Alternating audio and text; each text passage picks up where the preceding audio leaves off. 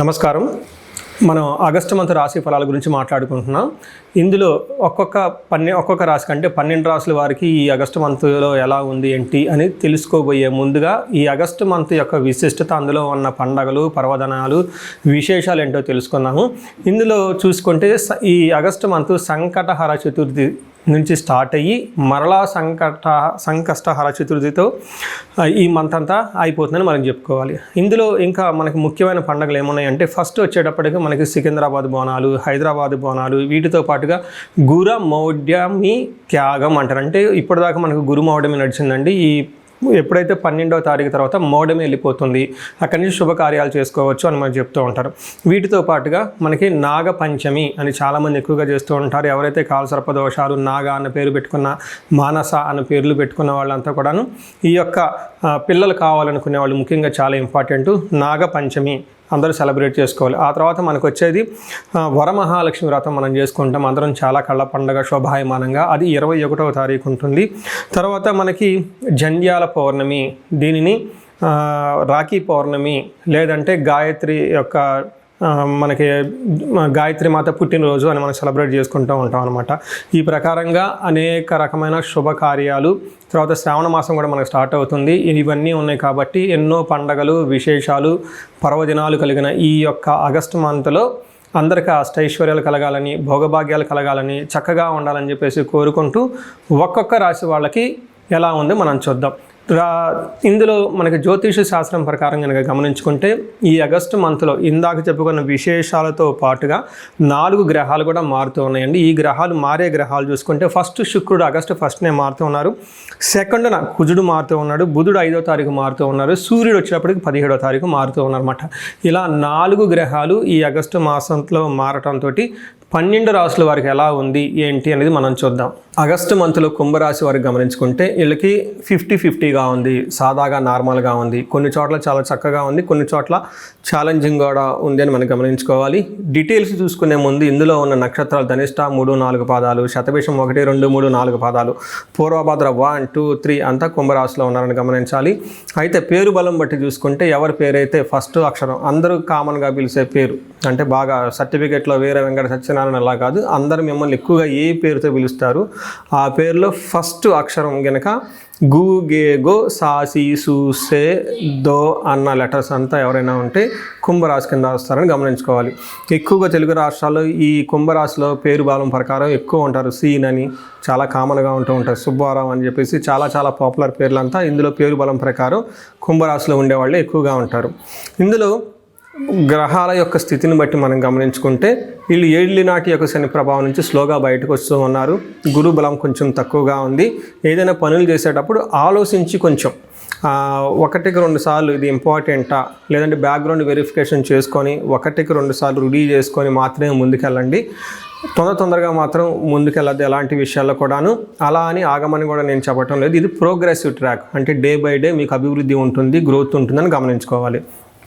ఇంకొకటి ఈ రాశి వాళ్ళకి లఘు గోచారం, సూక్ష్మ గోచారం ప్రకారం చూస్తే 4 సంస్కృతంలో ఉన్న మాటల ద్వారా హోల్ మంత్ ఎలా ఉందో మనం చూడవచ్చు. ఇందులో యాత్ర అని చెప్తారు. అంటే ఏంటి? తీర్థయాత్రలు చేసే అవకాశం ఎక్కువగా ఉంటుంది. అర్ధనాశనం, ధనాన్ని కోల్పోయే అవకాశం ఎక్కువగా ఉంటుంది. ఓవరాల్గా ఈ మంత్ అంతా విజయప్రదంగా ఉంటుంది, సంపదలు బాగా ఉంటాయని గమనించుకోవాలి. సో ఇది చూశారు కదండి, కొంచెం సూర్యుడి వల్ల ఇబ్బందులు పడుతున్నాయి కాబట్టి మిగతా నార్మల్గా సపోర్టివ్గా ఉన్నాయని గమనించుకోవచ్చు. ఇందులో డీటెయిల్స్ చూసుకుంటే సూర్యుడు 7వ స్థానంలో ఉండటంతో సామంత జన విద్వేష దారాపీడ సుధామయం ఉత్సాహ భంగకారిణి గోచారస్తే సప్తమగే రవి అంటారు. ఇది సంస్కృతంలో పురాతనమైన గ్రంథాల్లో వివరించడం జరిగింది. దీని మీనింగ్ ఏంటంటే, మీ కింద పనిచేసే వాళ్ళు, మీ సబార్డినేట్స్ లేకుంటే మెయిడ్స్, వీళ్ళు మిమ్మల్ని విపరీతంగా ద్వేషించే అవకాశం ఉంటుంది. అంటే ఇప్పటిదాకా మీరు ఏదైనా పని చెప్తే లాయల్గా హంబుల్గా చేసేవాళ్ళు మిమ్మల్ని ద్వేషించే అవకాశం ఎక్కువగా ఉంటుంది. ధారాపీడ సుతామయం అంటే భార్యకి హెల్త్ ప్రాబ్లం వచ్చే అవకాశం ఎక్కువగా ఉంటుంది, పుత్రులకు కూడా హెల్త్ ప్రాబ్లం వచ్చే అవకాశం ఎక్కువగా ఉంటుంది. ఉత్సాహ భంగకారిణి, మీ దగ్గర మంచి ప్లాన్స్ అవన్నీ ఉంటాయి, ఎఫెక్ట్గా చేద్దాం అనుకునేటప్పుడు మీ కింద ఉన్నవాళ్ళు మీకు సరిగ్గా సపోర్ట్ ఇవ్వకపోవడంతో ఇబ్బందులు పడిపోయే అవకాశం ఎక్కువగా ఉంటుంది.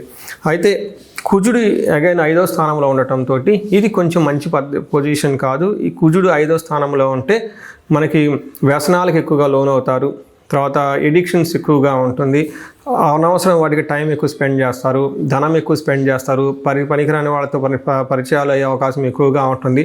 అయ్యో ఇదంతా పోయిందని మళ్ళీ తర్వాత బాధపడే పరిస్థితులు ఎక్కువ ఉంటాయని గమనించాలి. మనకు సంస్కృతంలో దేహజాడ్యం చ సంతాపకాలతిక్రమణ భోజనం దురితం కర్మలాభచ్చ భౌమే పంచమే సంయుతే అని చెప్తారు. అంటే ఈ టైంలో శారీరకంగా లేజీగా ఉంటారని తెలుసుకోవాలి. సంతాపం అంటే బాడీ అంతా హీట్ అవుతుంది, కాలతిక్రమణ భోజనం టయానికి భోజనం చేయకుండా ఉండటము, దురితం కర్మలాభచ్చ ఏదైనా పని చేస్తే అందులో సరైన రిజల్ట్ ఉండదు అని మనకు చెప్తూ ఉంటారు. ఇది అంతేకాకుండా ఓవర్ ఎక్స్పెండిచర్, మీకు ముందుగా చెప్పుకున్న విధంగా ఎంతవరకు ఉంటే బాగుంటుంది అంతవరకు బాగుంటుంది, కానీ మీరు లిమిట్స్ దాటి వెళ్ళిపోయేసి ఖర్చు పెట్టడం, ఫ్రెండ్షిప్ చేయటం, తిరగటం ఇవన్నీ చేసే అవకాశం ఎక్కువగా ఉంటుంది.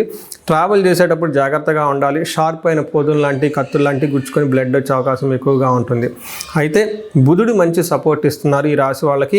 ముందుగా చెప్పుకున్న ప్రకారంగా బుధుడు 6వ స్థానంలో ఉండటం వల్ల ఓవరాల్గా మీకు విజయప్రదంగా ఉంటుంది. అటు ధనం రావాల్సిన విషయంలో కానివ్వండి, శత్రువుల విషయంలో కానివ్వండి, హెల్త్ విషయంలో కూడా చాలా చక్కగా ఉంటుందని గమనించాలి. అయితే ఈ రాశి వారికి శుక్రుడు 8th హౌస్లో ఉండి చక్కగా మంచి సపోర్ట్ ఇస్తున్నారు. వీళ్ళకి శుక్రుడు 8th హౌస్లో ఉండటం వల్ల దుఃఖనాశ మహాసౌఖ్యం బంధుమిత్ర సమాగమ రాజదర్శనం అర్ధప్రాప్తి రాష్ట్రమే బురుగునందనే అని మనకు సంస్కృతం ఒక బ్యూటిఫుల్ శ్లోకం ఉంటుంది. దాని మీనింగ్ చాలా బాగుంటుంది. దుఃఖనాశ, ఇప్పటిదాకా మీరు ఏదైనా గనక విషయంలో బాధపడుతుంటే ఆ దుఃఖం అనేది పోతుంటుంది. మహాసౌఖ్యం, చాలా లగ్జరీ కంఫర్టబుల్గా ఉంటుంది. బంధుమిత్ర సమాగమ, బంధువులతోటి మిత్రులతోటి చక్కగా ఒక ఇష్టాగోష్ఠి లాగా చేసుకునే అవకాశం ఎక్కువగా ఉంటుంది. రాజదర్శనం, సీనియర్ అఫీషియల్స్ని, ఫైన్ అఫీషియల్స్ని, గొప్ప గొప్ప వ్యక్తులను కలిసే అవకాశం ఎక్కువగా ఉంటుంది. మీకు పలుకుబడిగా కలిగిన వ్యక్తులు అంటారు కదండి, అలాంటి వాళ్ళతో కలిసి ఎక్కువగా మీ యొక్క కావాల్సిన పనులని వాళ్ళ ద్వారా అయ్యే విధంగా చాలా అవకాశం ఎక్కువగా ఉంటుంది. ధనం విషయం కూడా చాలా చక్కగా ఉంటుందని గమనించాలి. సో టోటల్గా చూసుకుంటే టయానికి మంచి ఫుడ్ తింటూ చక్కగా ఉంటారని గమనించాలి. మీరు ఓవరాల్గా చూసుకుంటే ఫస్ట్ 2 గ్రహాలు కొంచెం యావరేజ్గా ఇబ్బంది పెట్టినా తర్వాత 2 గ్రహాలు మంచి సపోర్ట్ ఇస్తున్నాయని చెప్పుకోవాలి. ఇందులో మన నక్షత్రం ప్రకారం చూసుకుంటే ధనిష్ట నక్షత్రం వాళ్ళకి జయప్రదంగా ఉంటుంది. రాజ్య లాభం, ప్రమోషన్స్ వచ్చే అవకాశం ఎక్కువగా ఉంటుంది. వస్త్ర లాభము, క్లోత్స్ అంతా బాగుంటుందని గమనించాలి. అయితే ఇందులో ఈ నక్షత్రం వాళ్ళకి ఫైనాన్షియల్గా ఇబ్బంది ఉండే అవకాశం చాలా ఎక్కువ ఉంటుంది. శతభిషం నక్షత్రం వాళ్ళకి ధనప్రాప్తి బాగుంటుంది, జయప్రదంగా ఉంటారు, రాజ్యలాభం బాగుంటుంది. హెల్త్ బంధనము, కొంచెం వీళ్ళు కన్ఫ్యూజన్లో ఉంటారు. వీళ్ళకి కొన్నిసార్లు క్లారిటీ రావాలి. యూఎస్లో ఉంటే బాగుంటుందా, ఇండియాలో ఉంటే బాగుంటుందా, బిజినెస్ చేస్తే బాగుంటుందా, జాబ్ చేస్తే బాగుంటుందా, అసలు పెళ్ళి ఎప్పుడు అవుతుంది, ఇలా ఏదైనా ఒక విషయం మిమ్మల్ని కన్ఫ్యూజన్ కనుక గురి చేస్తే ఒక్కసారి జాతక చక్రం చూపించుకుంటే చాలా చాలా మంచిది. అనవసరంగా పోయేసి మనం డబ్బులు ఖర్చు పెట్టి వేస్ట్ పనులు చేసేదానికంటే సరైన డెసిషన్ తీసుకునే ముందు ఒక్కసారి ప్రాపర్గా హారోస్కోప్ చెక్ చేసుకొని మీ జాతకం ప్రకారం ఏది బాగుందో తెలుసుకోవటం చాలా ఇంపార్టెంట్. పూర్వభాద్ర నక్షత్రం వాళ్ళకి ధనప్రాప్తి బాగుంది, బంధించబడినట్లు ఉంటారు, హెల్త్ బాగుండదు, కొంచెం కలహం, గొడవలు అయ్యే అవకాశం కూడా ఎక్కువగా ఉంది. ఓవరాల్గా చూసుకుంటే పూర్వభాద్ర నక్షత్రం వాళ్ళు కొంచెం జాగ్రత్తగా ఉండటం ఎంతైనా అవసరం. మిగతా నక్షత్రం వాళ్ళకి అయితే బాగుంది. సో ఈ రాశి వాళ్ళకి మీరు గమనించారు కదండి. వీళ్ళకి పరిహారాలు చూసుకుంటే సెల్ఫ్ రెమెడీస్ మీరు చేసుకోగలిగిన పరిహారాలు. ఒక్కసారి రుద్రాభిషేకం చేయించుకుంటే చాలా బాగుంటుంది. మహాన్యాసపూర్వక ఏకాదశ రుద్రాభిషేకం అంటారు. రుద్రాభిషేకం చేయించుకుంటే చాలా చక్కగా ఉంటుంది. అంతేకాకుండా మంగళవారం రోజున ఆంజనేయ స్వామికి వడమాల వేసినా కానీ, ఆకు పూజ చేసినా కానీ బాగా కలిసి వచ్చే అవకాశం ఉంటుంది. ఇవి కాకుండా సుబ్రహ్మణ్యేశ్వర స్వామి ఆరాధన ఎక్కడైనా కనుక మీకు జంట నాగులు లేదంటే నాగుల కట్ట మీకు తెలిసే ఉంటుంది. అక్కడ చక్కగా ఆ నాగులకి మీ స్వహస్తాలతో అభిషేకం చేసి పూజ చేసినా కానీ నెగిటివ్ ఎనర్జీ అంతా పోయి బాగా సపోర్టివ్గా ఉంటుంది. కుజుడికి కూడా సంపూర్ణ శాంతి పూజలు చేయించుకుంటే చాలా బాగుంటుంది. సో ఇవి కాకుండా ఎక్కడైనా మీకు ఇండివిజువల్గా ఏదైనా స్పెసిఫిక్గా ప్రాబ్లం ఉంటే ఈ స్క్రీన్ మీద కనిపిస్తున్న నెంబర్ ద్వారా మీరు నన్ను కనెక్ట్ అవ్వచ్చు. మీకు అష్టైశ్వర్యాలు కలగాలని, భోగభాగ్యాలు కలగాలని, అందరూ చక్కగా ఉండాలని చెప్పేసి నేను కోరుకుంటున్నాను. చూశారు కదండి ఈ రాశి వాళ్ళు ఇప్పటివరకు ఎలా ఉందో గమనించారు. అయితే ఇప్పటిదాకా నేను చెప్పుకున్న దాన్ని గోచార ఫలితాలు అంటారు. ఇది మీకు ఒక 30 to 35, 40% మాత్రమే అప్లై అవుతుంది. ఇండివిజువల్గా మీ యొక్క జాతకాన్ని చూపించుకుంటే దాంట్లో మిగతా 50-60% మనకు ఎలా ఉంటుందో తెలుస్తుంది. టోటల్గా మీ యొక్క ఇండివిజువల్ జాతకాన్ని చూడటం ప్లస్ ఇది 2 కలుపుకుంటే కరెక్ట్గా యాక్యురేట్గా ప్రిడిక్షన్ వస్తుంది.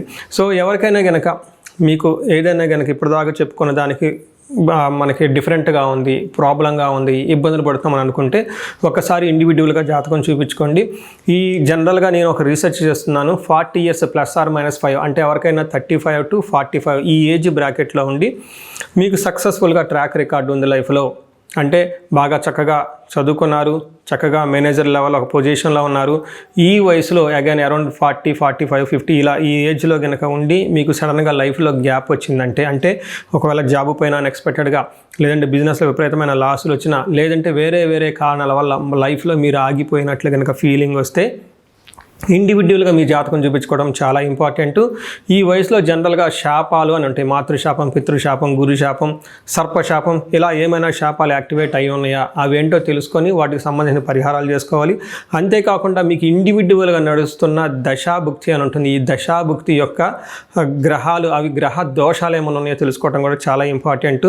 సో ఈ ఏజ్ బ్రాకెట్లో ఎవరైతే ఉన్నారో 40 +or-5 years కెరియర్లో స్లో అనుకున్న వాళ్ళు ఇండివిజువల్ జాతకం చూపించుకొని ఇలా టోటల్ హారోస్కోప్ని స్కాన్ చేయించుకొని అందులో శాపాలు ఏమైనా ఉన్నాయా, గ్రహ దోషాలు ఏమైనా ఉన్నాయా, అవి సంబంధించిన బ్లాకేజెస్ ఉంటే అవి పరిహారాలు చేసుకోవటం వల్ల తొలగించుకుంటే లైఫ్ అనేది చాలా స్మూత్గా ముందుకెళ్తుందని మీరు తెలుసుకోవాలి. సో ఇంకా కొంతమందికి ఏమైనా కనుక సమస్యలు ఉంటే సమస్యకు సంబంధించి కూడా పరిష్కారాలు మనం చూసుకోవచ్చు. ఎవరికైతే ధనానికి బాగా ఇబ్బంది పడిపోతున్నారో స్వర్ణలక్ష్మి విశేష హోమం చేయించుకోవటం, కుబేర పాశుపతం చేయించుకోవటం చాలా ఇంపార్టెంట్. ఎవరికైతే భార్యాభర్తల మధ్య అన్యోన్యత తక్కువగా ఉండి ఇబ్బంది పడుతున్నారో అన్యోన్య దాంపత్య పాశుపత అభిషేకం, ఫ్యామిలీలో సరైన అట్మాస్ఫియర్ లేదు, అంతా గొడవలుగా ఉంది, శత్రు బాధలు ఉన్నారంటే చండీ హోమం, చండీ పారాయణం చేయించుకోవటం, ఎవరికైతే హెల్త్ సరిగ్గా ఉండదు అనుకున్నారో ఆయుష్ సూక్తం, ఆయుష్ హోమం, మృత్యుంజయ హోమం చేయించుకోవటం, ఇలా ఎలాంటి మీకు ఇండివిజువల్గా ఏదైనా కనుక సమస్యలున్నా, రకరకాల సమస్యలు ఉంటే ఆ యొక్క సమస్య నుంచి బయటపడడానికి ఒకసారి జాతకం చక్రం చూపించుకొని దానికి కారణం ఏంటో తెలుసుకొని తగు పరిహారాలు చేసుకుంటే ఈ సమస్యల నుంచి చక్కగా బయటపడే అవకాశం ఎంతో ఉంటుంది. సో ఈ రాశి వారికి అష్టైశ్వర్యాలు కలగాలని, భోగభాగ్యాలు కలగాలని, అందరూ చక్కగా ఉండాలని చెప్పేసి కోరుకుంటున్నాను. నమస్కారం.